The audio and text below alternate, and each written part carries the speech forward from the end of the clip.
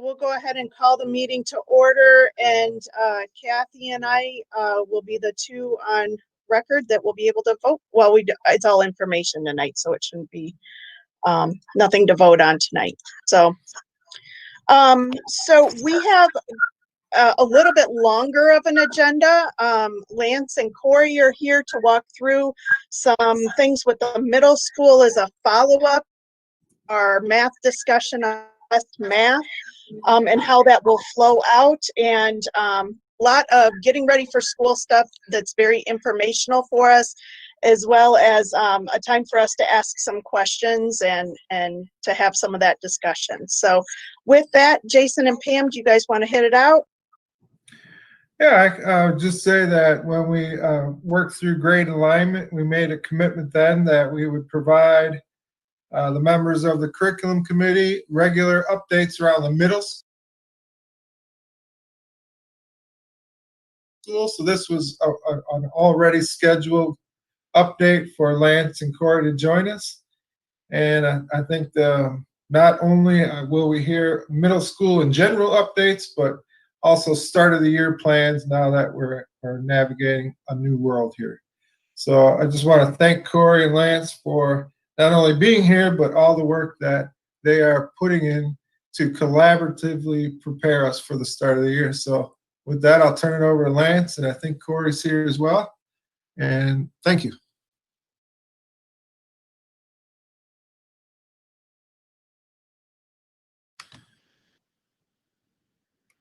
There's a red button, and that's the mute button. So I hope you can hear me.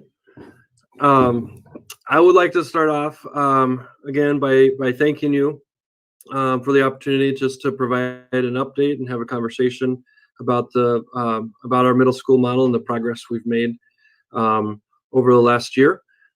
This is probably not the update that we would have intended to be giving before we learned about the corona, and so we did try to really kind of sort of shift our discussion to an update about the blended model for our start of the year, just so we can kind of clarify some things about that.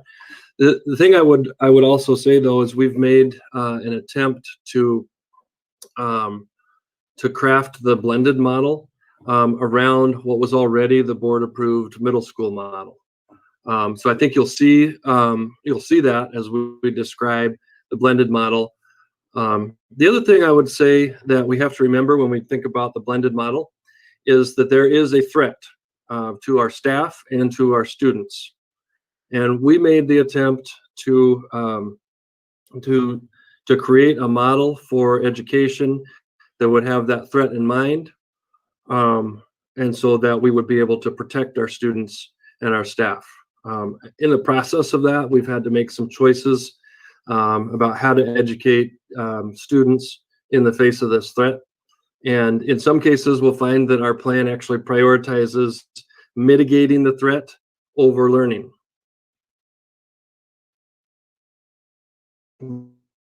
But here's components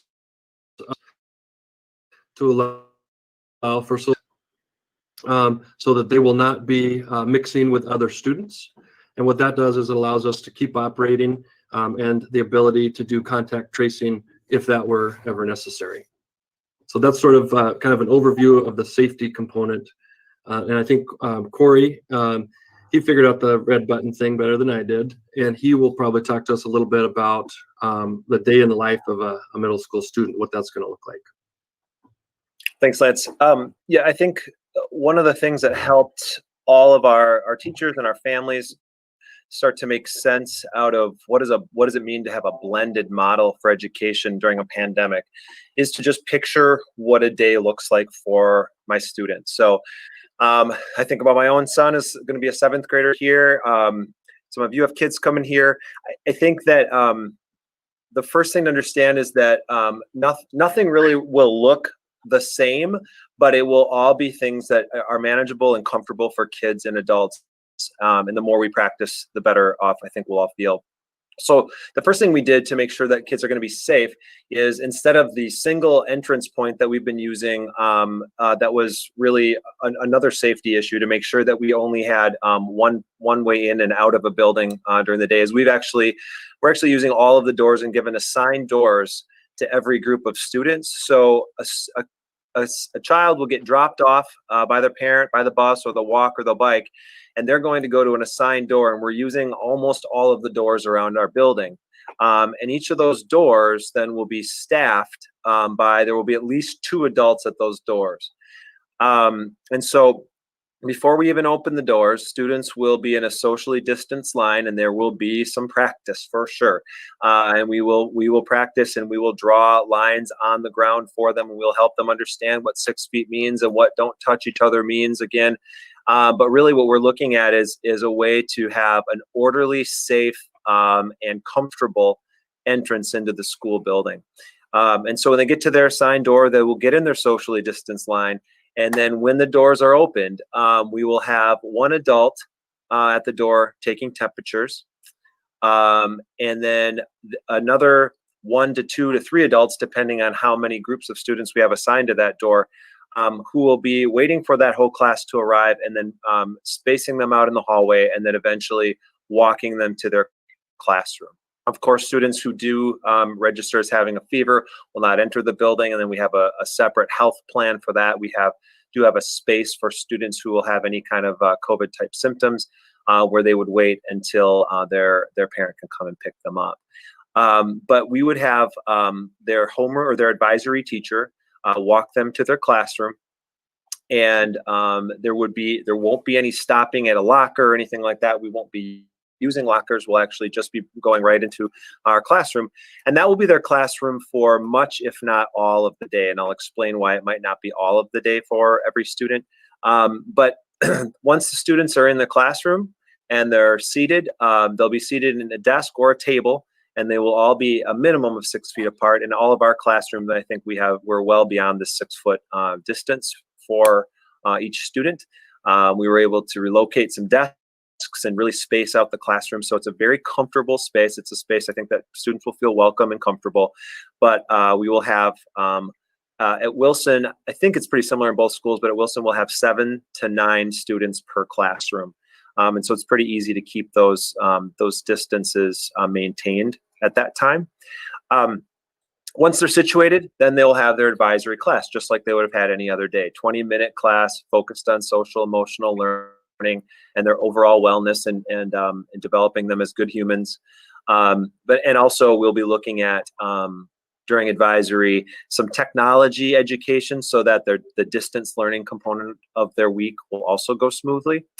So they'll have their advisory class, and then they'll stay right where they are, and they'll move into their first core class. If that's what their schedule is, there would be 1 group of students, the 7th graders that would have an elective right away, but the other classes would go right into their core, and their advisory teacher will be teaching that core class. That class will be 45 minutes long, and that class will be the same content that students who are at home will be receiving that day. So whether you're a full virtual student, whether you are a student who is attending once a week but not in the building that day, or if you're in the building that day, you'll be receiving the same lesson. So at the end of that is where things really depart from what we're used to. So students, after that first class is over, students will stay in the room and the teachers will rotate. So if you have another core class after your first core class, if you're going from core 1 to core 2, your core 1 teacher will be leaving to teach another group of students in another room, and another core teacher, your core 2 teacher, will come into your room and teach your group of students. And that rotation will occur with all 4 core classes. So if I'm a core teacher, just walking you through this, I'm going to be teaching in 4 different classrooms throughout the day. As a student, I will remain for those core classes in the same classroom all day. With our electives, our 6th grade students will have 2 electives as usual, and our 7th and 8th grade students will have 3 electives as usual. With those electives, there's a couple different categories. And with some of the electives, the teachers will come into the classroom and teach the students in the classroom. And with some of the electives, the teachers will come to the classroom, pick the students up as a group, and take them to another space. So that would be like for physical education. They're going to pick them up, walk them either outside for some outside learning or to the gym for some physical education in the gym. We're doing the same thing with technology education so that they can use the wood shop, etc. So there's some of the electives where they will take the students out of the room, walk them, escort them there, and escort them back. And then there's some where those teachers will be teaching in the regular ed classroom. Okay. There will be breaks throughout the day. Those breaks may be inside, they may be outside. They will all involve movement. There will be very few of them that involve any kind of what we were calling shareables, a ball that you would throw back and forth or anything like that. So we really are minimizing that threat at the expense of some fun things. So there's just things we won't be able to do. And I think that students are getting used to that idea now, that they're just things that we can't do that we really do love to do that we just won't be able to. But we're already brainstorming and collecting kind of a repository of safe games to play so that students will be able to move, laugh, have fun, enjoy themselves, feel like normal school without threatening or risking their health. They also, during those breaks, will be separated in different zones of the playground to make sure that the groups are not interacting. And that's really a key feature of this plan, is that the groups do not interact, unfortunately. Interacting is the favorite activity. Most middle schoolers major and some have master's degrees in interacting. And this is really minimizing that amount of interacting. And so that will be our challenge, to make them feel loved, cared for, learning and growing, but still in their intact cohort groups to keep them safe, because that is really our #1 priority right now. The other thing we're doing much differently is lunch. So lunch will be delivered to the classrooms. We have some adults who will be working on delivering the lunch to the classrooms, and then they will be supervised during that time so that teachers are allowed to have their lunch break as well. And so all of that, they'll be delivered and supervised during that time as well. And then just the last part is that at the end of the day, they will again be escorted to that assigned door that we talked about before. So the same door that they came in, the same door that they're using for recess, the same door that they would be using for physical education, the same door that they would be using if they go outside to do some learning for their science class. That will be their entrance and exit for all or everything that we do entering and leaving the building. So that will be their departure door as well. And that's their day in the life. Their day in the life at home is going to be much more structured by themselves and their parents. However, we really have a pretty well developed schedule that has all kinds of opportunities for interactions, for videos, for group meets, as well as for some self-paced learning. So we've really grown and used a lot of feedback that we received from fourth quarter to develop that model for the distance learning at home for our students 4 days a week, or for some of our students 5 days a week.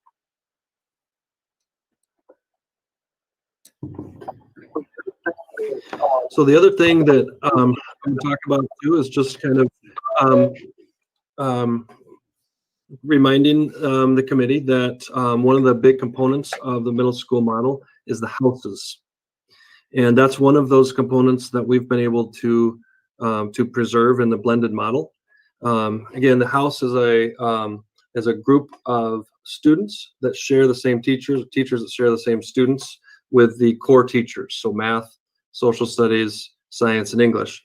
And the concept there is to make a big school smaller. The challenge with the blended model, of course, is to make it even smaller so that we can have appropriate social distancing that will keep everyone safe, staff and students included. The house system has consistently been praised by teachers, students, families. Most of our feedback from the house system has been positive, so we felt like it was important to keep that. The other thing that we're able to use for student safety and staff safety is that by preserving the house, we can keep those student cohorts intact. So a small group of students can get all of their core courses and still remain safe while they're in the building. Another component of the middle school model, again, Corey's talked about, that we preserved, excuse me, is the advisory system. And that's really what that's the basis of a lot of what we do in the middle school model. It's also the basis that we use to select student groups. So that advisory group has been divided into thirds, and there's a Tuesday third, a Wednesday third, and a Thursday third. It will remain a crucial component of social emotional learning at the middle schools. It's also a place where we're able to engage students in learning about how to navigate the challenges of distance learning.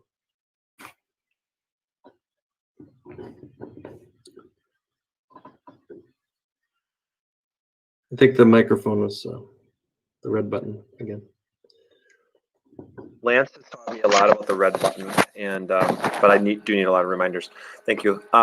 So we have talked a lot, or we talked already about the core and how our core teachers are going to rotate from room to room, and how our classes are based on advisory.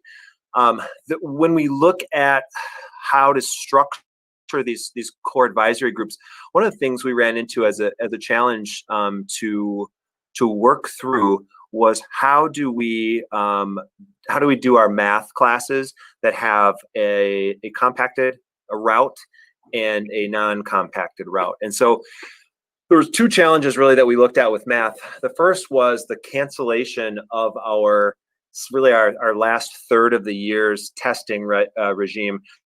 So not having forward test data, not having STAR test data, and not having the student progress in a large group measured with some of the typical assessments that we would use. And so we pulled together a group of the entire group of 7th grade math teachers and discussed criteria that had been established by them and by other math teachers in about 2 years back. And so how do we get to a place where we have the right students in place for the compacted math class when we're lacking the data? And one of the things that we learned is that there's a lot of similarities in the curriculum early in the year that will allow all students to start 7th grade math in the same class. And then the teachers will be able to use data from assessments to then figure out which students need to go into the compacted route and which students will stay in the regular 7th grade math route. And so they're working through the finer details of that plan right now, but that is the plan that teachers recommended based on the scope and sequence and pacing of the curriculum. And then the other component we have is trying to work through the details of algebra, 8th grade algebra. So basically what we'll do is it's similar in that, similar to last year in that we will have one Google Classroom, which is a learning platform that we're using if you're not familiar, but one Google Classroom that will be set up for 8th grade algebra, one Google Classroom that will be set up for Math 8 or 8th grade math. And so students who were in the compacted 7th grade math track will go into the 8th grade algebra class. There was a couple that opted out, but for the most part, most of those students from compacted 7 are moving into 8th grade algebra. And so they will be in the cohort groups, these safety-based cohort groups with Math 8 students, but they will have access to both the Google Classroom algebra course, as well as a teacher who will be teaching, working through the algebra concepts and course content with them. So all the students will have access to the math classes that they would have had access to in the first place in a normal year, but the format that they will be receiving it is adjusted to meet the needs of safety in our blended model.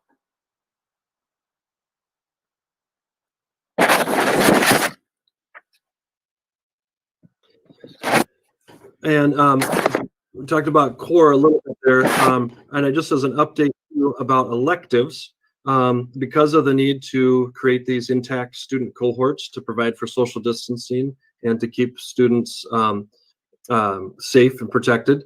The electives are also going to be part of the house concept. So elective teachers will be assigned to a house and provide elective courses for students in that house. So students in 7th and 8th grade will get 3 elective periods in the rotation of the day. While the students stay in the same room, the elective teachers come to them. In 6th grade, it's 2 electives, just like we have in the original board approved model. Because we want every student to get a chance to experience all the electives possible. We do plan, if we're still in the blended model at the semester, to switch elective teachers into other houses, with the exception, I believe, Corey, you'll have to correct me, I believe the exception is with world language. Yeah, and so again, 6th grade will have 2 electives. From the course catalog, 7th and 8th grade students will have 3 electives. They're not necessarily the electives that they selected in April. And the reason why is because we can't provide that, that same system and still keep our student cohort groups intact, which is the whole point of the blended model, to protect students. So every elective in this model will be assigned to students.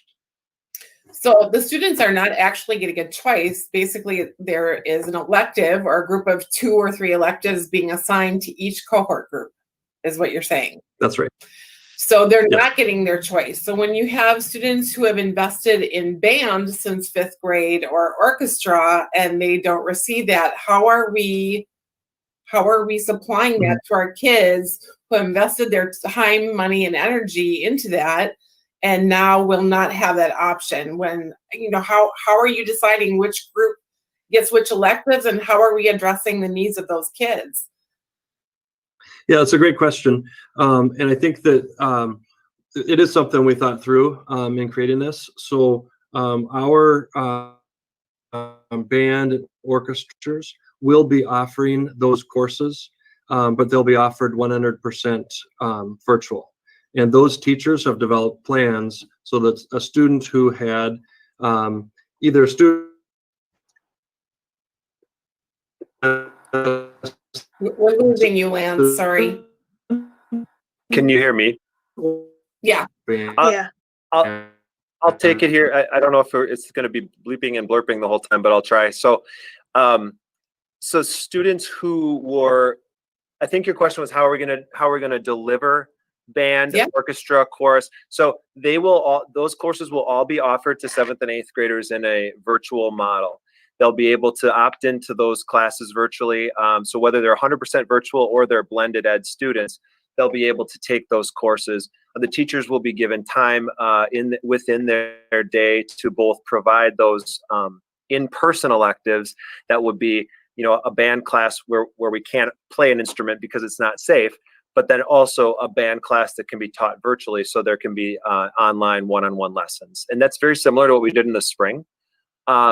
And very similar to what a lot of other districts are doing as well. So that opportunity will not go away, but the format will change due to the threat of the pandemic. So what is?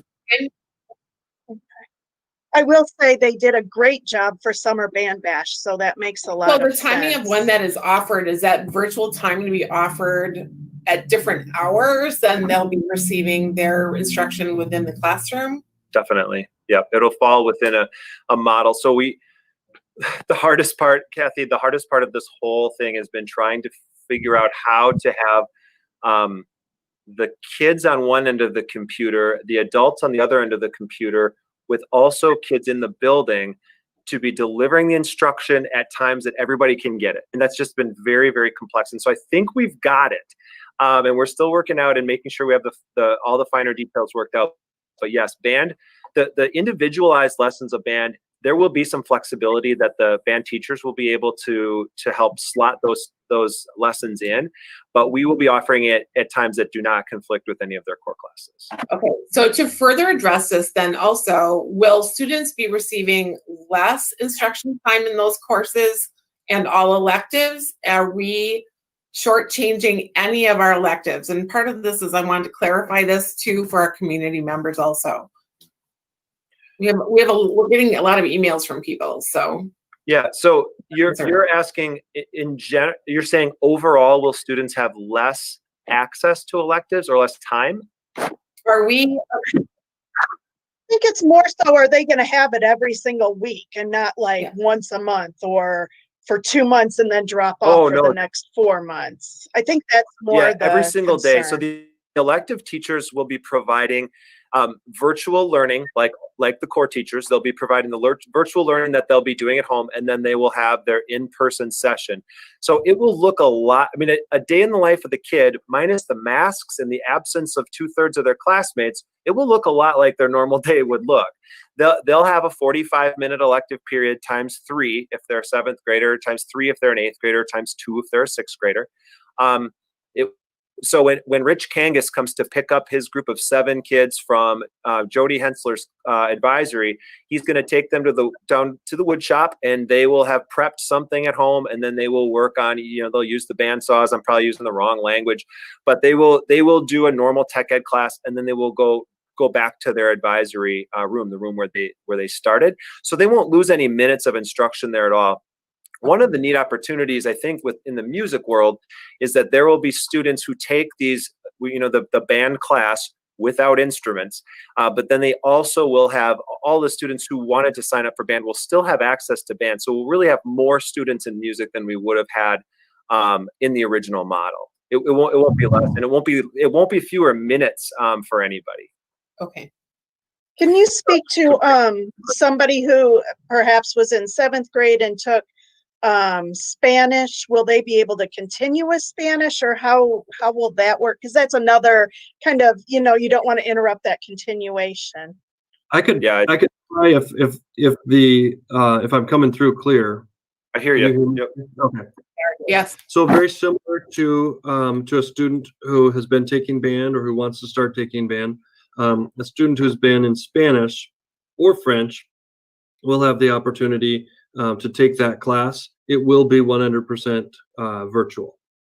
The teachers will have time in their day where they provide the lessons, the live Google Meets, and also some recorded things and different kinds of ways to practice the language through the distance model.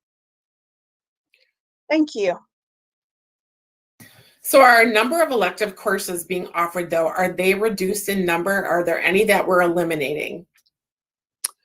No, in the original, really, it's just in how we determine which classes which receive. So in the original model, there was a course request model, and so I think our course catalog lists 39 electives. We can't run 39 electives. We run the electives that have the course requests, the course requests that are the highest, so to speak. In this model, we'll be offering the same number of electives. We're just going to be offering those electives in a rotation model, because we don't in this safety-based cohort house-based model. That logistically is the only way we can do it. But it's the same number of teachers, same number of departments, same number of courses. It's just the method by which they were selected is different. So that's really the only difference. Okay. Here, this is changing the subject, but in relation to the transition time for when teachers are rotating the classrooms, what are we doing with accountability with students or supervision then? Do we have any plan in place for how long our teachers have to move from class to class? Are they going to be nearby, that kind of thing? Yeah, we've got our, again, our houses is one of the main components of the middle school model. And so what we've been able to do is keep our houses intact. So we intentionally designed the house model using the geography of the school so that all the teachers that share the same students would be geographically close to each other. So I haven't really timed it out, but we're talking about moving from one door down to the next. Right, great, okay. And then one teacher, of course, has to make the long walk, which is 4 doors. That's the same at Wilson as well.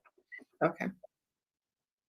I have a question regarding the 100% virtual learning.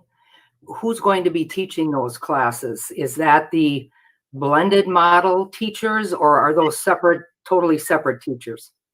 It's the blended model teachers.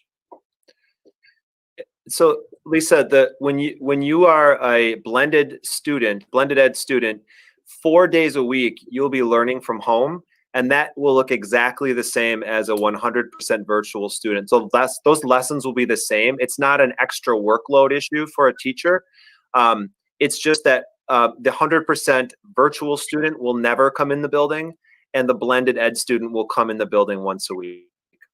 So will the virtual student be actually online at the same time that the blended student is in class? Are they going to be in that same classroom, or will it be separate?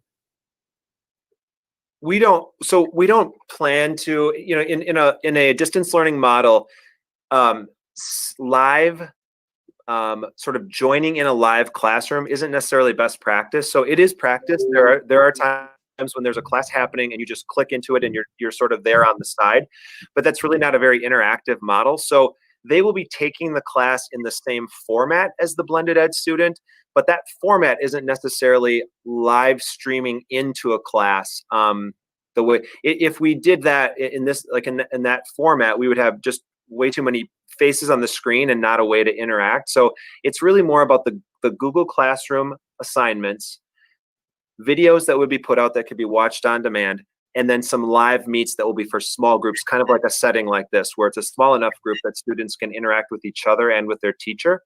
But it's a very much a both and model, and those elements all come together. So the idea that, and I think some other districts may even be doing this, where there's a 45-minute class, and then when that's your time, you just click in and you watch it and you take notes and you're done. And that really, that's not the model that we've built.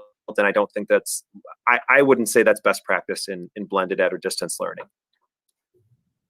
So you're saying that this will not add to the teacher workload by doing both of these models simultaneously? No, it will not. Okay. All right, thank you. Thank you. Another question that I have is in regards to the compacted math course. So you talked about early in the school year, you have a timeline, or what is the timeline as far as making those decisions about who will be part of the compacted class? How many weeks into the school year are we talking? I think a lot of parents who see their children as being part of that compacted group and being kind of math savvy, I would say, will be concerned about going too far into the school year as a whole group and not being part of compacted math. So what kind of timeline are we talking about? Corey, I could take that one if that's okay. Sounds great. Lori Williams and I met with all 7th grade math teachers, I think yesterday, and we talked about, we spent some time making sure that the model that the team suggested, we were all on the same page, which we were. And then we had some conversations about the scope, sequence, and pacing of 7th grade math and 7th grade compacted math, and some initial conversations around criteria that we would use to identify students for the compacted math. So we have 2 of our professionals, one from Washington, one from Wilson, working on review and revise of the chapter 1 and 2 scope, sequence, and pacing right now. And another partnership working on initial ideas for the criteria that we would use to identify students to compacted math. The group will come back on Monday, the 24th, to share their proposals, and then we've committed to creating a communication that Corey and Lance can use with parents. So the team is working on that right now. So, but we don't have an actual time or date set aside by the time that those decisions will be made? Yeah, the conversation that we had yesterday centered around the end of the first quarter as a timeline that we would make those decisions. Again, that would be driven by the scope, sequence, and pacing that the teachers are looking at right now.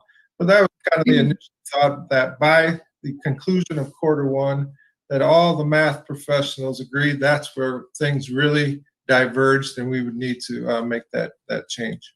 Okay, I just want to be certain that we don't run into issues that we have addressed at one of our last meetings with making sure that the compacted math class does not fall away. And I feel as though parents need to be reassured that that will be continuing, because we have not made that decision yet to change those type of coursework. So I think there will probably be a group of people who will be alarmed by the fact that the students will be, pacing together in that first quarter. So I think that, I would imagine, and Meredith, I hope you're okay with me stepping up and saying this, but I guess I would expect as a curriculum committee member to be informed as things move along, so we know what's going on with all of that. So Yeah, we look forward to keeping you updated, and that'd be great. the team, again, that gathered, those 7th grade professionals, Lori and I, have committed to providing some high leverage bullets of communication that we would hand over to Corey and Lance, because we know they need to circle back with all families so they know the plan. Okay. And the best part about this is that the plan is coming from our professionals. They are really dedicated to making this work. And knowing that those 2 courses really start the same for the last several years anyway. So it's the same, we're just starting in a different spot. Okay. I just feel like parents need to be reassured of those things right now. So Yeah, I would agree. And I think, the information's been presented. It just needs to be communicated far and wide so that folks are in the know. I don't think we're, at least I'm not objecting to that plan. I think that's a good plan. The curriculum aligns those 2 tracks, and it makes sense to then begin to split. But the more you can let parents know, that'll be good. And likewise with the, I know you guys have been putting out the frequently asked questions document. I think that's good. This has been really helpful to see. And I know I grilled Lance the other night, trying to make the decision virtual or blended. And so he's walked through a lot of that. But I think, just hearing again, what does a day look like, and the differences and the opportunities.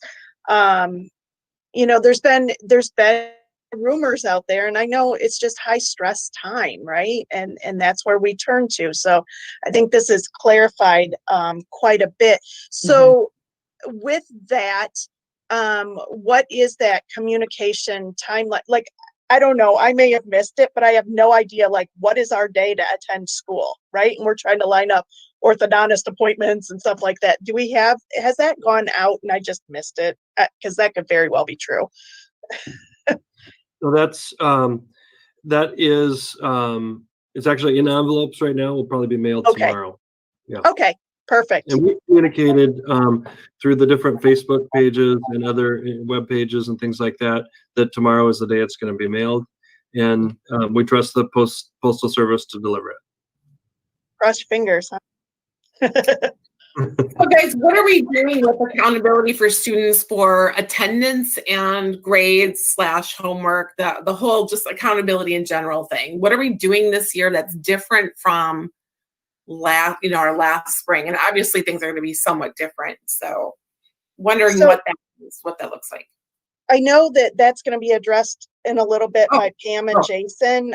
Maybe not down to the detail that you want, but I know that they're talking about those commitments. I don't know, Corey and Lance, if you guys want to speak to that, but there will be some information coming about that later in the meeting. All right, thanks, Meredith.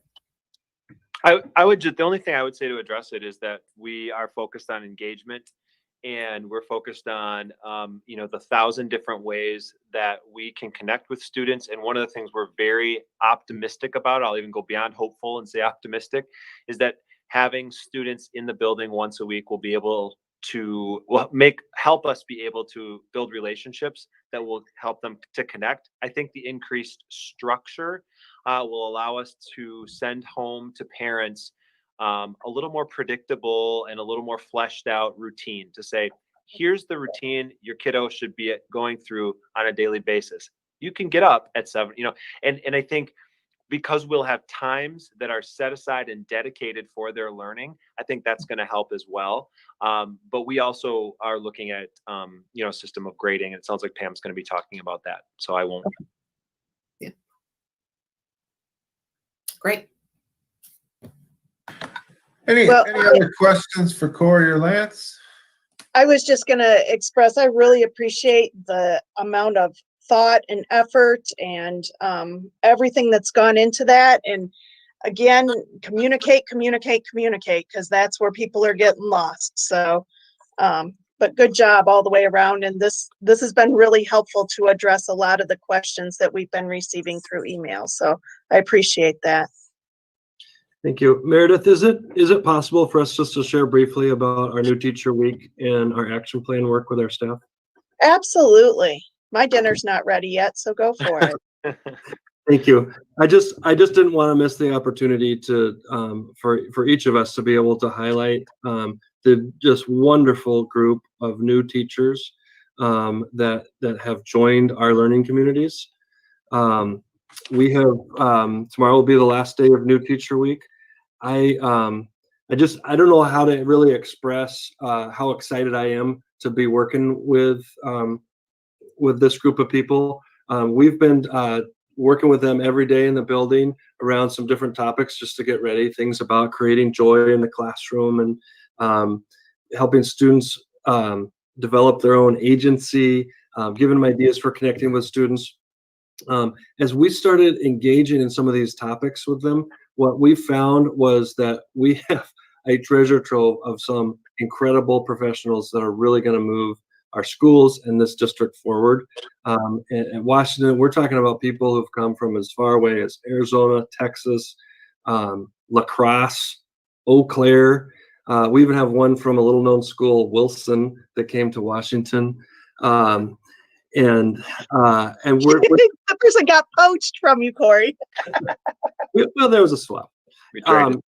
It's just been super exciting, and I can't think of a better way to end this summer and to get started with the year than to spend the week with these people. I know Corey wants to do a few shout outs about his new staff too. So yeah, we didn't have quite as many as Washington. We just have this really great group that we've spent we spent a big chunk of the day together on Monday, and then we've just checked in with them every day since. And so our focus has been on connecting.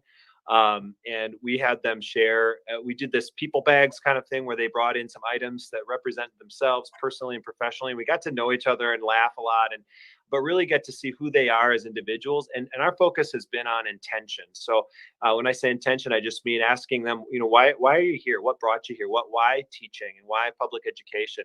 And it's fascinating to hear the common threads of a mission and a purpose and building something in their community. And I think they look at each other and go, oh, we're all here to do this together. And so the connecting that was done around that has been really great. And then we've just been asking them to reflect and say, who are you? How did you get to where you are now?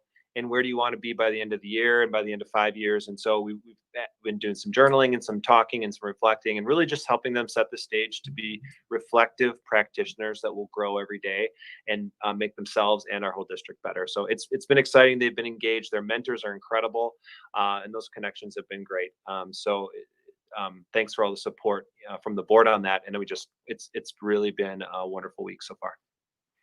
And one of the things we talk about when we're doing interviews and offering positions and things is about a lot of times we have a question about the mentorship program, what supports are going to be in place for me as a new teacher.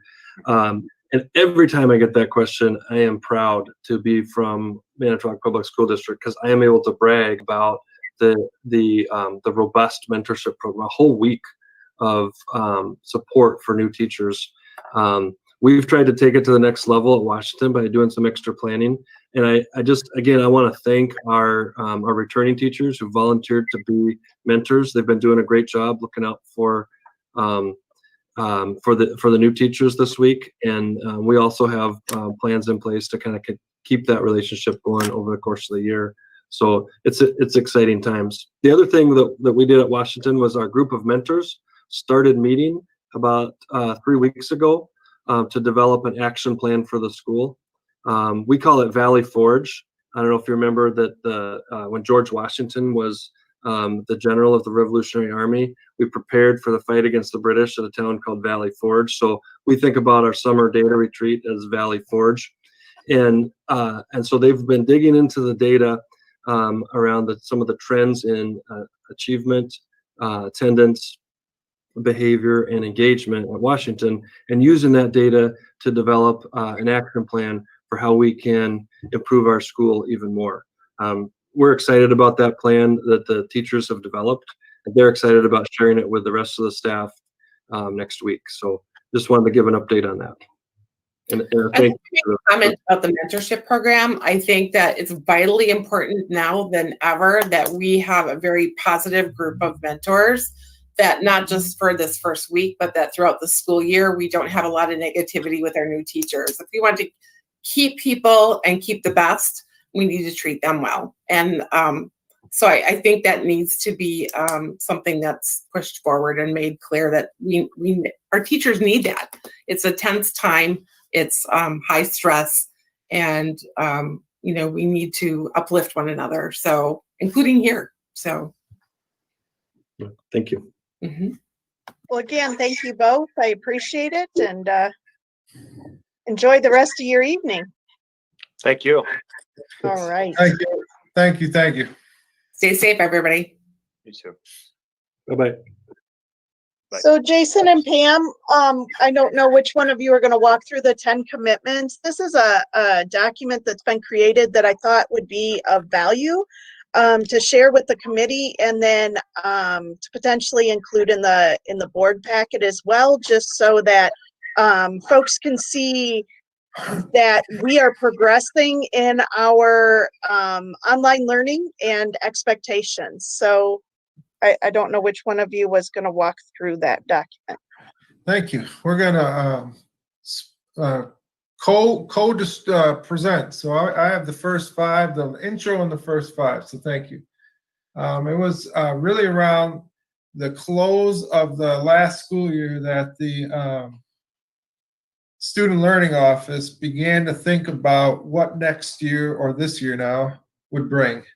And when we talk about the Student Learning Office, we really talk about Pam and I, but also Lori Williams, Jen Schultz, Jessica Dupre from a technology lens.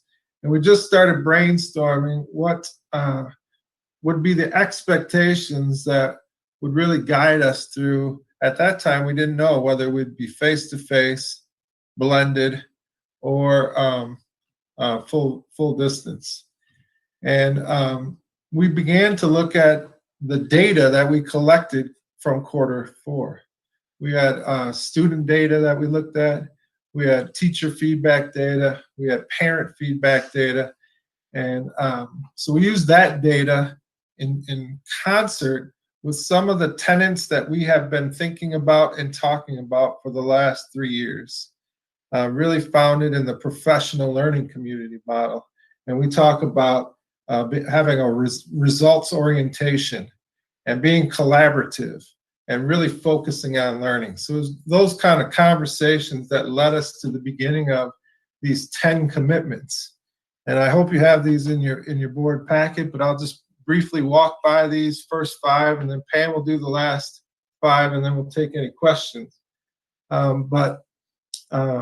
These commitments, again, the lens was we wanted to make some commitments to our staff, students, and parents.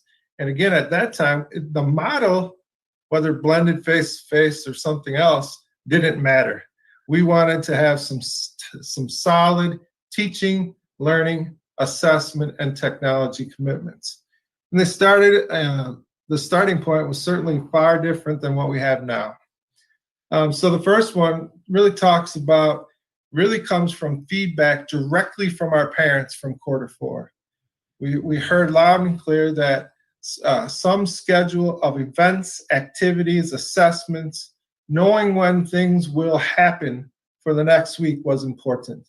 So number 1 really just talks about, we will ask our professionals to post some type of schedule prior to the close of 1 week for the next.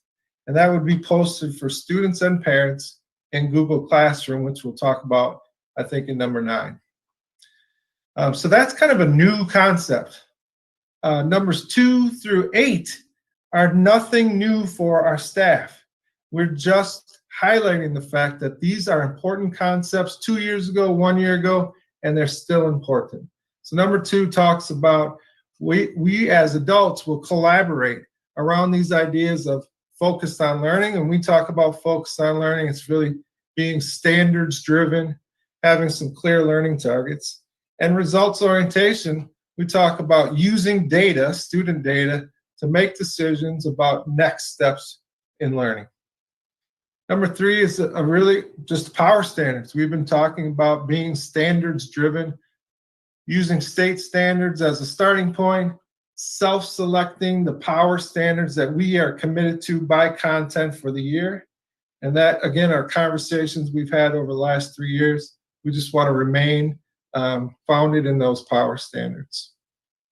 Number 4, I think we mentioned it through the 7th grade math, but we want to have an agreed upon scope, sequence, and pacing. And I think it's ever more important because we need to have our students that are in full distance pretty well aligned with our students in blended for a number of reasons. If we need to go full distance, or as we return to more blended or face-to-face, we need to have our students in the same or very similar spot. So we'll ask our teachers to remain true to those scope and sequences that are being created. We'll have our full distance learning teachers still collaborate with their blend ed colleagues to keep on that same scope and sequence. And then number 5, we know the research is clear that giving frequent feedback to students drives learning. It allows the students to know where they're at. It allows students to know what changes they need to make or things to consider, and it pushes learning forward. So that, again, is not a new concept. It's a concept we've been talking about. It's a concept that has been woven into action plans that Lance talked about earlier. So that is not a new thing. I'll turn it over to Pam for 6 through 10, please. 6 and 7 really speak to that engagement from our staff with the students and parents, all students and parents, but in particular those that are engaging in the full distance learning. And one of the things that we saw as a celebration in some of our spring data was that generally parents and students felt as though they had access to teachers for the most part. And so we want to continue to make that a priority, to make sure that as students are learning from that distance format, not only are they seeing teachers on the screen and engaging in those lessons through that lens of that teacher providing the instruction, but also that there are opportunities to engage with the teacher, both for the benefit of checking in on the social emotional things that are going on, but then also to answer any questions that are academic in nature, technology in nature, those types of things. So really want to make sure under number 6 that those students are getting connected. And then for number 7, that we're connecting with the parents. And Kathy, that gets a little bit to, again, your question about engagement and how are we making sure we're checking in. Sometimes with our younger students, it's more purposeful for us to check in with their parents because we have to find out what's going on and how we can help support that engagement and some of the activities and the online assessments and assignments and things like that. So we've had several models this spring. It was interesting to see how creative some of the buildings got.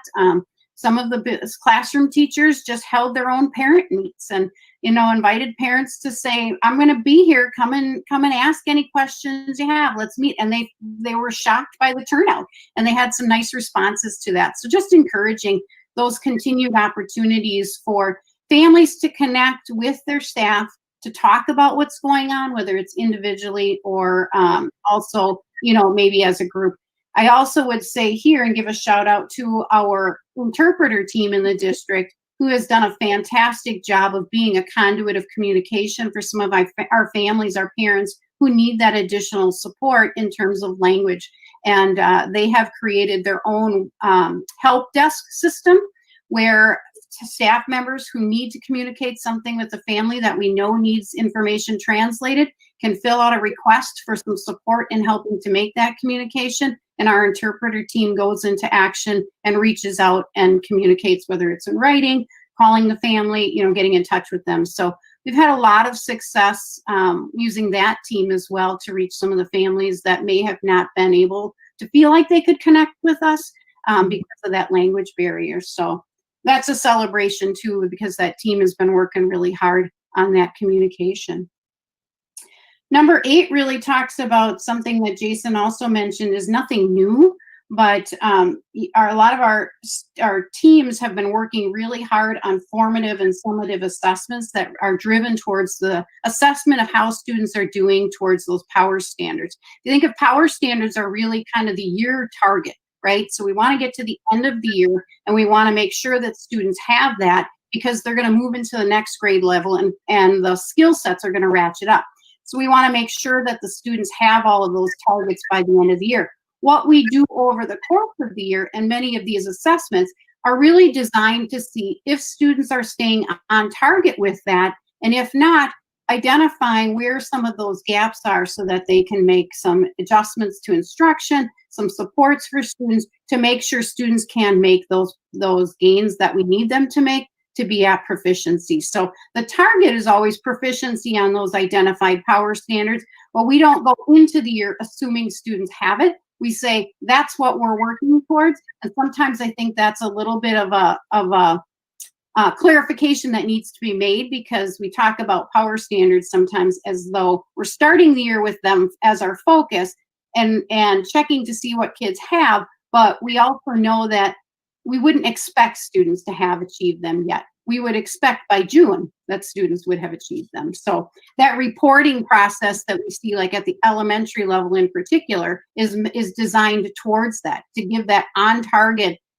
progress report to say how far are they in terms of meeting those standards. So our teams have done a nice job of trying to design assessments to measure that, and we continue to provide opportunities for them to collaborate to do that, so that they are really bringing their best assessments forward, and they're really making sure that those assessments are aligned to the standards and aligned to each other, so that they can talk about the data and support one another in some of those interventions and enrichments that might be needed.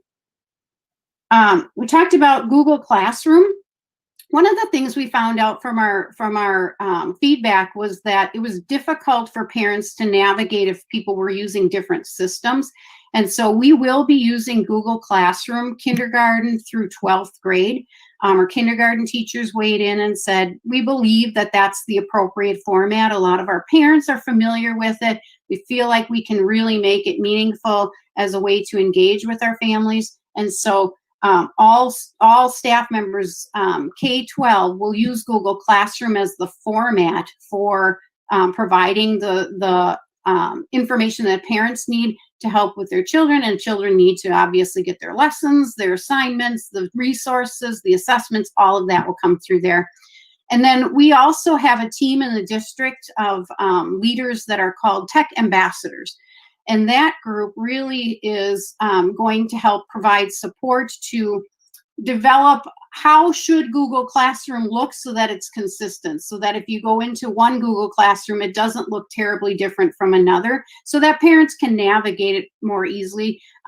Again, because we had to turn on a dime and we were all kind of floundering to find our way, sometimes assignments might have been put in the post, and other times they might have been put under a topic, and sometimes there were topics and sometimes there weren't. So it was hard to figure out the system at times, and we heard that feedback from families. And so our plan is to try to really work to get some consistency so that parents know from one teacher's Google Classroom or from one classroom to another, they will know what to expect, especially at the levels where they have multiple Google Classrooms. So chemistry and biology and math, they're all different. We can go in and we can expect to see some things in a similar place. So just trying to get consistency with that. And then the last part is, again, another piece of feedback, and really stems to that equity and access issue. We are indicating that teachers need to record their lessons and post those lessons for our distance learners, so that if by chance they're not able to join those live opportunities and be engaged in some of those live opportunities, at least they have an opportunity to go back and view that lesson and get the same content information as the other students. So for example, a 5th grade reading teacher will record, if they're doing a distance learning lesson, they will record the mini lesson that they're presenting to whichever students are on the Google Meet, and then they will upload that to their Google Classroom, so that if I happen to not be able to access that lesson at 10 a.m. and join the group, I can still at some point during the day get that mini lesson and be able to see my teacher and to see, you know, the interaction and what I need to do. So last year we tried to do something more consistent to just make sure that at the elementary level that teachers had a little bit easier trying to navigate, because by giving them lessons. This year we talked about the importance of kids seeing their teacher in the instruction, and so felt comfortable working with our administrative team and our teaching staff that that's a good model. So feel like it was a good response to some of the feedback that we got.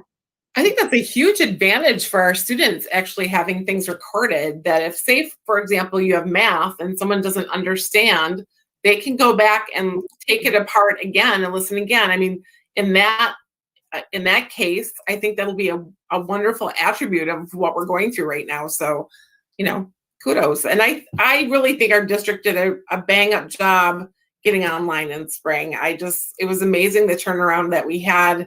Other districts were flailing and struggling, and we were far ahead of the game. So I still say kudos to everybody on that one. And it's great we're responding this way now. So. Any other questions about the 10 commitments? Do you have a final count of how many students are going 100% virtual? It's about 1,000. Okay. Out of 5,000? Yes, ma'am. Okay, thank you. Mhm. How does that compare to other school districts, if you've done any research on that? Is that pretty average across the board? Or does it change from district to district? I have not seen any numbers. I've heard anecdotally, you know, Sheboygan is, I think, navigating pretty close to the same 20 to 25%. But beyond that, I don't have any data. Okay, thank you. And it is pretty close to when we did the survey, correct? Like, didn't we have like 17% of the people who responded at that time said they would go that route? So 20% is not far off at all. That doesn't surprise me. I just think part of it is the dynamics of our current health situation change. And so, you know, since then, the parents are trying to make the best decision in light of what they believe their children need most. And, you know, we're just fortunate enough to be able to provide the opportunities for some different types of engagement in the learning process. So kudos to our staff that are working through a lot of the dynamics to make that happen for families. Absolutely. Jason and Pam, can you guys put a title on that document and make sure it ends up in the board packet, just so the rest of the board can see that as well? And then it's also, you know, viewable by the public. Just again, you know, Jason and Pam and I talked pretty extensively about this. We just want to make sure that the public knows that spring is spring and we turned on a dime, but this is a different, you know, we're much better prepared. There's, you know, higher expectations this time, and to ensure that people know that it's not fluff. This is going to be real learning, and we still have real outcomes to meet. And I think this is one of those supporting documents that I think is critical to that pathway to get there. So if you guys are not opposed to that, I would love to have that be in the board packet. So that way it's in the document, right? Yeah. Absolutely. I think it's also important to note that I mentioned that this document, as you see it now, did not look like this when we started. And those iterations came through, you know, we talk about 1,000 conversations. So conversations with teacher leaders and conversations with administrators, and it got us to this point. There's also, we've asked our principals to use these 10 commitments as they engage with staff during in-service weeks. So we're all on the same page. You know, I have the live doc, Google Doc right here up, and I see principals in and out of it right now. So they're using this information as we've asked to really plan for in-service week. And another piece that I think is equally important and exciting is that we have a document that has these commitments, and grade band, elementary, middle, and high school, has resources for teachers and principals to draw from. So for example, number one, the weekly distance learning schedule posted, we have created a template and provided it to principals, and they will provide it to teachers to use if they choose. So we're trying to provide resources that match these commitments to help our professionals. Hey, Jason, I have to say, I'm impressed that you put that as the number one too, because it is new. And so it doesn't get lost in the 10, right? Yeah. So I think it's great that it's there in number one. So it's the first thing everybody reads. I mean, that was really smart. Yeah, thank you. Well, some of our conversation is a good segue into the conversation about focusing forward. And Kathy, I'm going to talk a little bit about some of the things that you brought up in terms of what's the plan with things like attendance and grading. I will tell you that when we had to switch on a dime in the spring, spent some time learning from, you know, the guidance from the state in terms of the state and some of the legal experts who were weighing in on how do you navigate some of these things. And one of the things that the state really said was, we're not collecting attendance at this point because it's hard to figure out participation when there's some equity issues in terms of access to technology, being able to get resources, all of those kinds of things. That is not the case this fall. We will be taking attendance, and some of the attendance details we have to work out a little bit in terms of what does virtual attendance mean. But basically what I can tell you is virtual attendance equates to at some point engaging online, right? And so engaging in an assignment, engaging in an opportunity to connect with the teacher, going into a meet, those types of things. We haven't gotten guidance from the state as to exactly how they're going to count attendance, and we have to follow their parameters for accounting for attendance. It's easy when our kids are coming into the building because we know how to set up a schedule to say present or not. But they haven't provided guidance yet on what does it quantify as present in virtual world. And so we are talking about what we might look for in the meantime if we don't get that guidance by the start of the year. And so we still have to work that out, but we do have attendance expectations, and that's a part of, again, if students are full virtual, that regular engagement in that learning process. And we can keep you posted as we get more guidance as to what that is.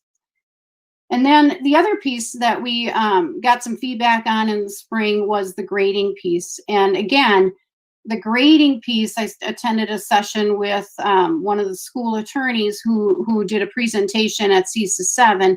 And really the guidance that they gave was that we should make sure that we do not put into practice policies, grading policies for fourth quarter that would hold students harmless. You know, we had to be hold harmless basically in the grading. And so what we tried to do was use that incomplete to say, you haven't finished the learning yet at the high school level because that's where they need to earn credits, but we aren't also going to automatically put a failing grade on the report at the end of the year. So a lot of our time was spent in summer school continuing to provide opportunities and continuing to look at how we might this first semester yet continue to provide opportunities for students to wrap up what they needed to at the high school level for second semester last year when the learning got interrupted. This year, that's not going to be the case. We will be providing a more traditional grading system. Jason talked about the power standards, so we're looking at, you know, how do we really make sure that we are clarifying the power standards that are going to apply to our curriculum and pacing at this point in time, because we do know that we have some things that we need to tend to in terms of the time factor for engagement with students, and then also knowing that last spring, the engagement with students was intermittent, depending on the student. And so what we will do, and the reason why we talk about focusing forward, is we're not going to go back and assume we have to reteach third quarter. What we're going to do is continue to move forward with the current grade level standards, and then teachers are going to use some of those assessment pieces and some of our benchmark assessment to determine where some of those gaps might be in those prerequisite skills, and then really work to help infuse those opportunities to develop those prerequisite skills as they continue the learning for this grade level in this year. And so a lot of the research from the experts is saying, if you continue to go back, you're going to create more gaps. So your best bet is to continue to move forward, knowing that you will have to assess for those gaps and really work to provide some supports for students to get those gaps filled, but continue to do that in the context of the new learning so that students have an opportunity to demonstrate some proficiency on this year's grade level power standards so that they're not losing another year of instruction. And so that's the approach that we're taking. It's the reason why we continue to stress the importance of the formative assessments as a part of this process to make sure that we're checking for that learning as we go along. And then that collaborative teamwork to really say, how are we connecting as a team around these students that may need some additional support to make sure that we're getting their needs met. So collaborative teams, including people like our reading teachers, our math specialists, our EL staff, our special education staff, working together to really make sure that they're navigating that. A thought just occurred to me too as you were talking, like, what are we doing with students who are falling behind and have some achievement gaps? Now that we're online, is it maybe an opportunity to have outside volunteers, since it is online, it's not in person and someone coming into the building, that we can offer, say, retired teachers to come in and do some one-on-one tutoring with students who are having proficiency issues? So I don't know. Maybe that's planning out too far, because we all hope this ends soon, right? But we still need to meet those needs of kids, and they don't have that one-on-one time within the classroom now. So is there a way that we're talking about meeting some of those needs? How are we doing that?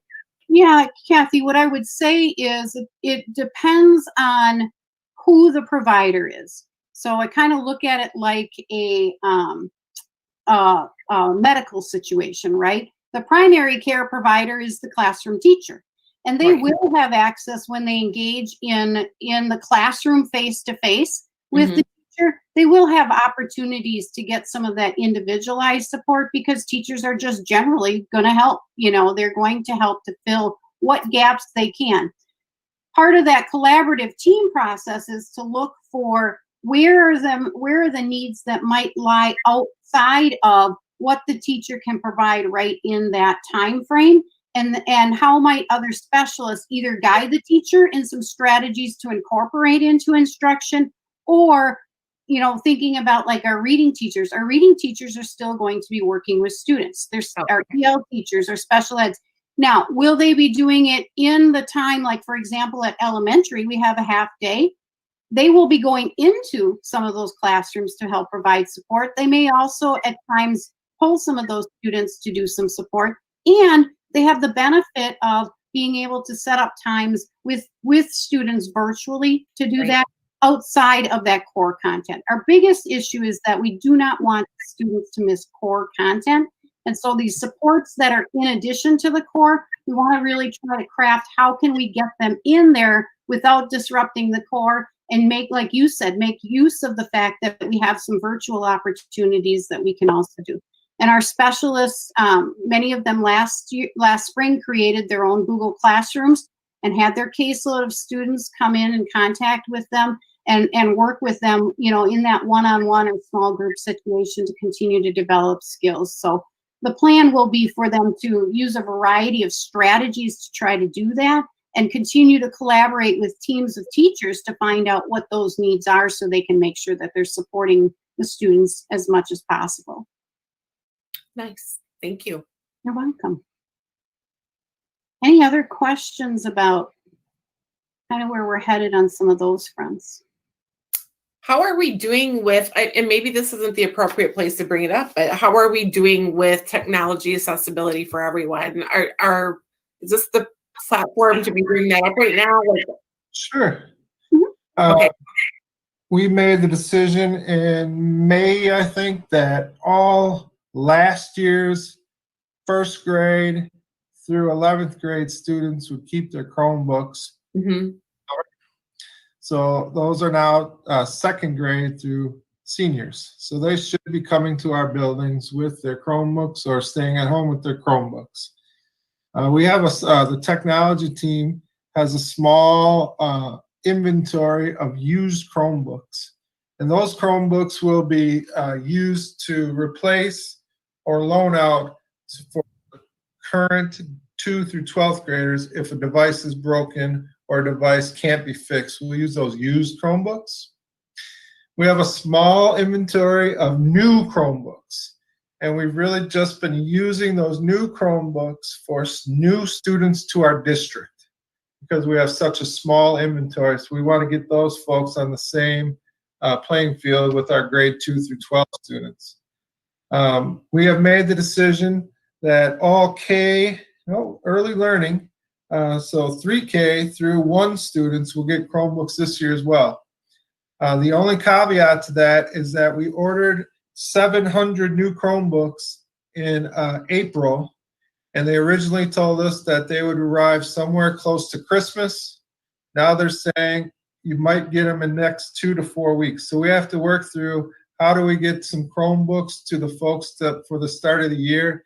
And I have a meeting tomorrow to talk more about that. We want to at least get, the idea now is probably give our used Chromebooks to the full distance learners that don't have them to start the year. From a internet access standpoint, we continue to advertise any free or reduced opportunities through vendors that we know of. And our district has now secured about 100 hotspots that we will be ready to distribute to families that need access. Just like many other things, we put together a platform to identify who needs a hotspot last spring. We had a phone line. We really asked our building leaders to work with families that didn't. That's one of the to-do list items for our tech team is to develop a systematic approach for identifying folks that need a hotspot. We will do that next week. We'll advertise through our principals. That's where we're at. Great, thanks. It's a lot of pieces and parts that are all got to come together very quickly, and it's been trying to figure out how do we get this one done, and then we go on to the next and keep moving. So we'll continue to work through that, but it's been a lot of people, a lot of manpower going into getting everything set. So people are working hard. You have a crazy big puzzle with about a week to finish it. Yeah, Yeah. exactly. Yeah, wow. So can you guys go ahead and move on then to the professional development? Absolutely. Yeah. Thanks. So again, you should have that attachment and board book. Every year, the Student Learning Office really begin planning for, we call it, the Student Learning Office kind of facilitated or promoted professional development. Know that every building leader really works with their staff through some building-based learning throughout the year. But these are the things that the Student Learning Office works with building leaders and teacher leaders to develop a calendar of events. And this year, we're really excited to provide some opportunities in ELA, EL for our reading teachers, math teachers, especially heavy on bridges for our elementary folks, a little bit of science and social studies, and at the bottom you also see some opportunities that we have worked to create for our student learning liaisons, those teacher leaders, and also our student support leaders or deans of students and principals. So I won't read all this chart to you. There is high quality professional development from external forces coming into our district. And we've worked with these external folks to commonize some of the message. They are ready to deliver the PD, whether it's face-to-face, virtual, or blended. They will start virtual now. They are also weaving into their professional development tips and strategies and good instructional practices that are also applicable, again, to face-to-face, blended, and full distance. So these professionals will come in, they'll model some good strategies, they'll talk about those strategies. And the third component we've really asked these folks to talk about or think about is how they can weave this idea of equity into their professional development so it becomes a more organic conversation for all professionals. And if questions about the chart, I'd be happy to answer, but it's really a chronicling of high quality, differentiated professional development that our teacher leaders really helped us design. One thing that I noticed on the chart, it's all the core subjects. What do elective teachers typically do? Like your typical tech ed person, are they expected to just find alternatives, or how does that work? Yeah, so certainly they work through those building level PDs that are building leaders. In addition, they collaborate around what they need, so they learn from each other. And then we've really challenged those teacher leaders, because we have teacher leaders for all content areas, to really come to Pam and I and say, hey, this is what our team needs. Can we go to this? And the answer is yes, and we'll figure it out. So we really work individually with these teacher leaders to provide the PD that their teams are asking for. A good example, Meredith, is we had some of our art student learning liaisons come and say, we need to wrap our heads around how to really dig into our standards a little bit more and understand the whole process of how do you go from a standard to getting a curriculum that is vertically aligned and that really makes sure that skill progression is occurring. And the nice thing about them coming to us was they already had heard, because they participated in professional development, some experts that they were like, this person talked about it, and it was really exciting. So we were able to connect with that person, who happened to be somebody from DPI, who sat down with us and with those art leaders and really talked through what could that process look like. They elected to this year start investigating it with their team without a coach right now, because they felt as though their team wasn't at a point where they could bring in someone else at this point and get it really going. But they have enough information, they felt, to get that process started and start leading their team down that path. And they'll keep Jason and I in the loop when they want some additional support from some of the experts to come in and help with that. So we have great teacher leaders who are very responsive to their teams and do a nice job of keeping us in the loop on what they need. We trust them, in terms of help. Yeah. Yeah, that makes sense. I wasn't sure because I didn't see it on the chart and I didn't think about it the other day when we were talking. So I think it's most definitely an unintended consequence of having teacher leaders by content, by grade level. When we really developed that model, we went into it thinking that we were going to kind of forge ahead with the same kind of PD, same kind of opportunities. And we quickly found that the better model is what an example that Pam just brought forward is working individually by content or leader, and really just talking about what is it that your team needs. You know the vision, you know the values, you know where we're headed. What does your team need, and how do we provide the support, or how do we find someone an expert that can guide the work? So again, it wasn't originally the plan, but certainly is probably the best part of that teacher leader group.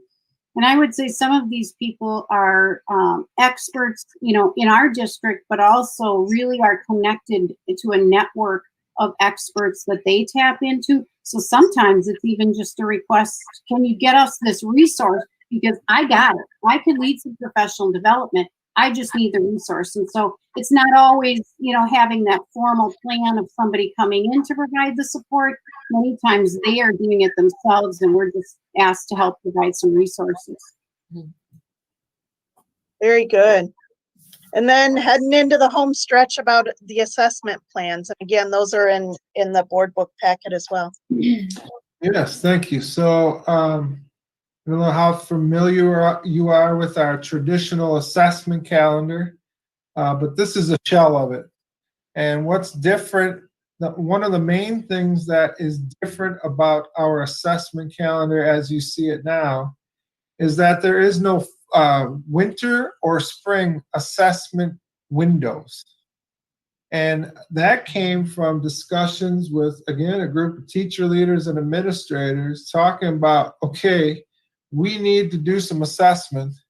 What are the standard assessments that we as a district have control over? And what are the standardized assessments that our state or federal government are asking us to do?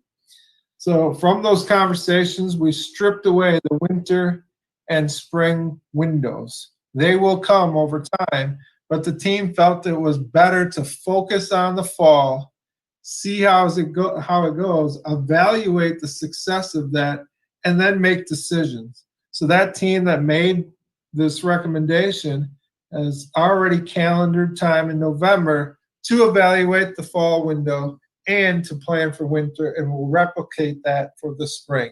Again, now more than ever, we're planning for shorter chunks of time in our life. So this just reflects that.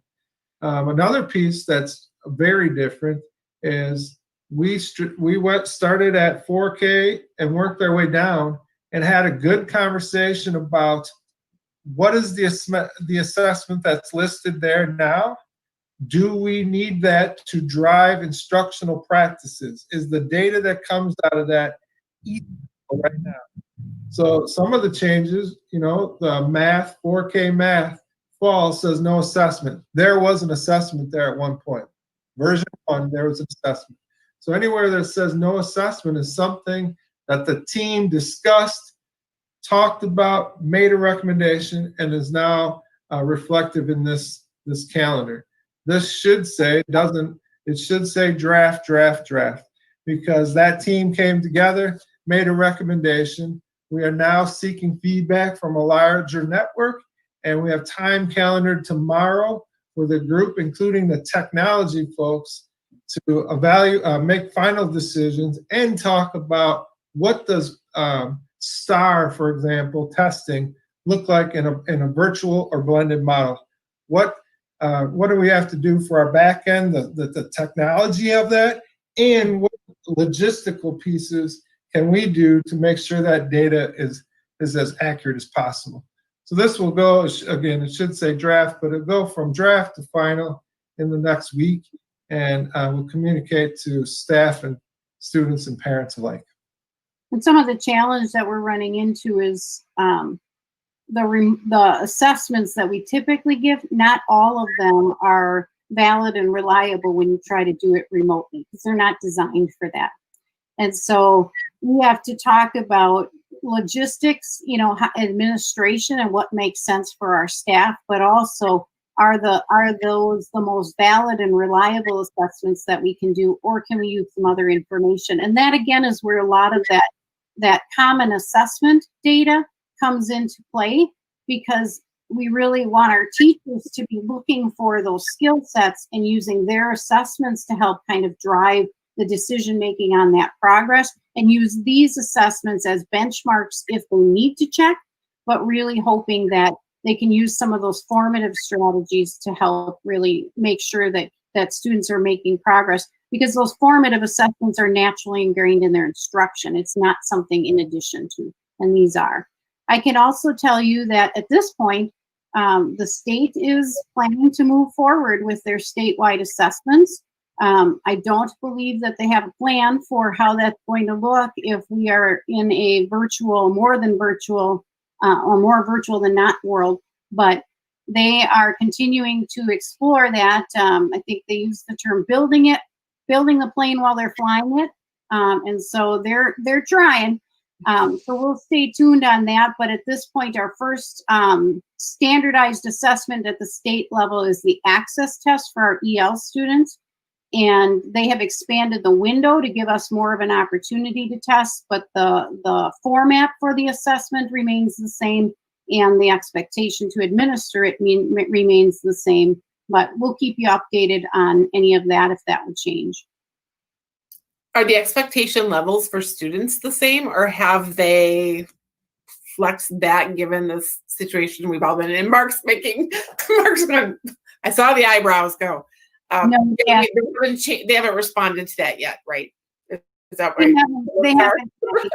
And so they will use the same standards, the same power standards that we're talking are drawn from the Common Core. So they will continue to do that. I will tell you that we won't have a report card this year, that school report card that comes out, because they didn't get the data last year that they need. So we won't have that this year. But if they do the assessments throughout this year, we can anticipate that accountability process will continue to be in place. Okay. Wow. Have they announced how they're going to handle the ACTs? Is that going to move forward, or are they still formulating that format? They are moving forward, Lisa, at this point. That's the plan. They do have an online version of the ACT. And so we do have the opportunity, and I think we will be exploring that online version. The challenge will be, they haven't given any guidance as to the security of it. And so I don't know that right now, the way that these standardized assessments are operated, they have to be in our district, because even the devices that they use have to be connected to our network for the data to flow. And I'll give you an example. We do access testing for our private school students because we have some EL students at our private schools that we need to support the testing of.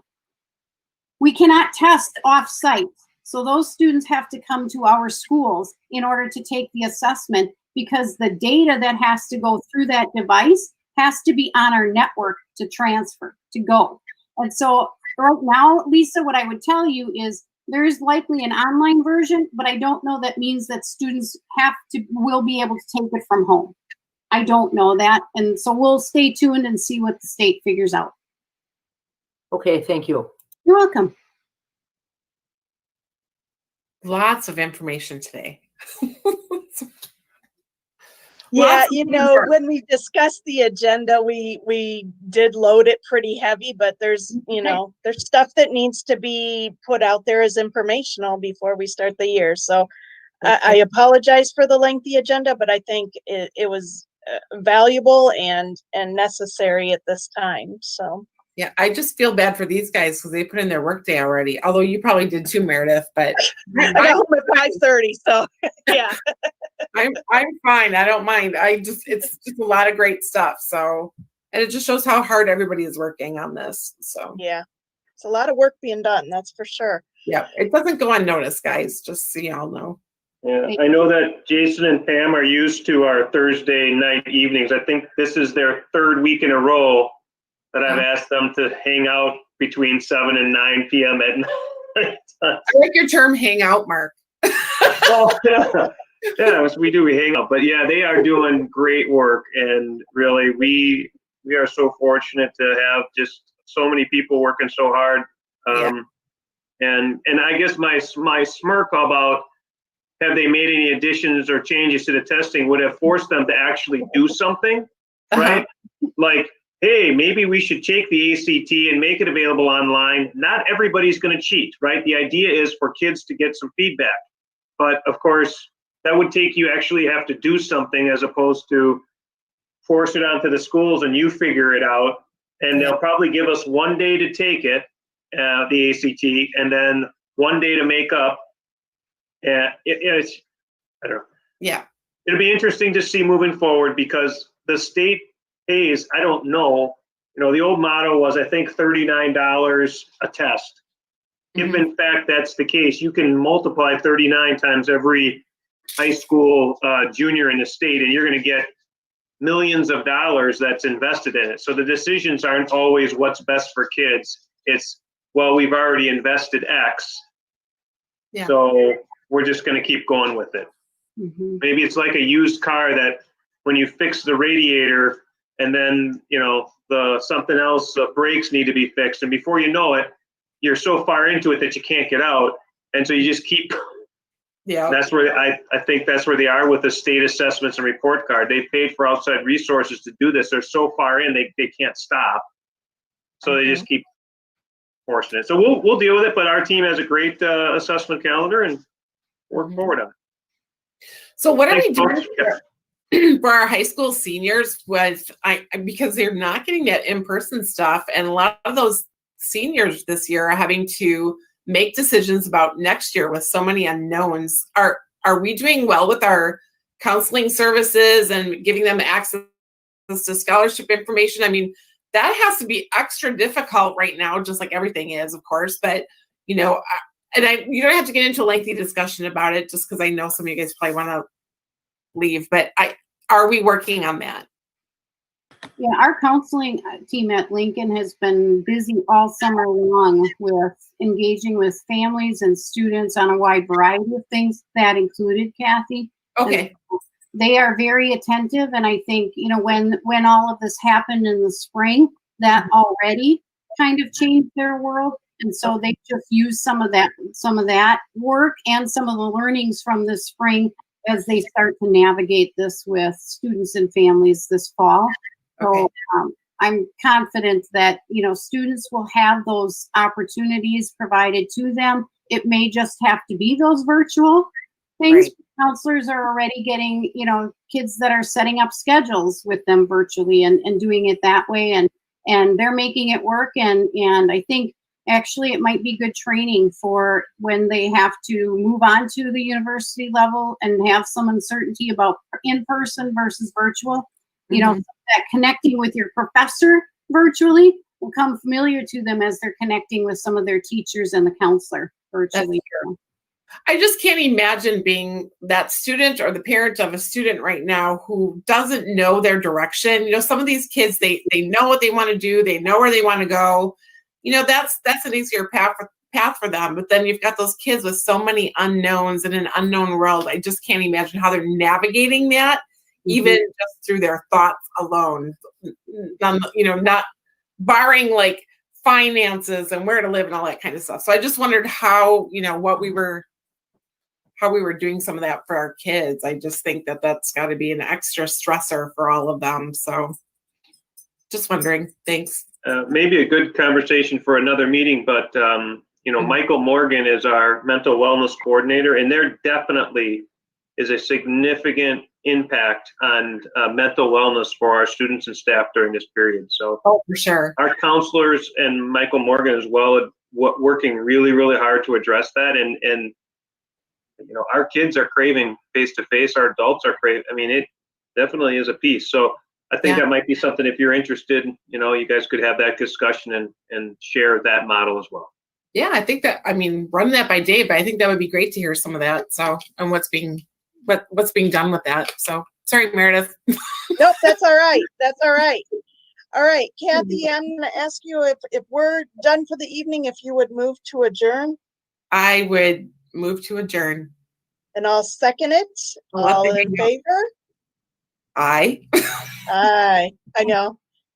Let the hangout end. Yay, it's dinner time. Thank you very much.